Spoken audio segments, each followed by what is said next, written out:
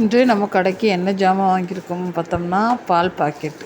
ஆவின் பால் packet 6 லிட்டரில் ஒரு 6 packet வாங்கியிருக்கோம். 6 பாக்கெட்லேயும் ஒரு பாக்கெட்டுக்கு ரூ. 2 வச்சு நமக்கு லாபம் கிடைக்கும்.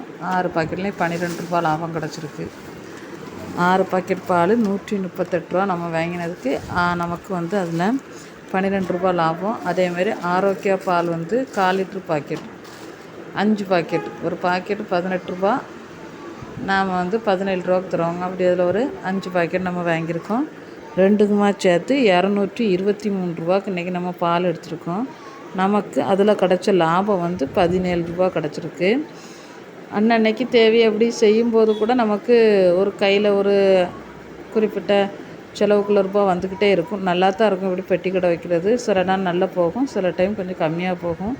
அதை கணக்கு பண்ணி நம்ம கொஞ்சம் கொஞ்சமாக வாங்கி போட்டுக்கலாம்.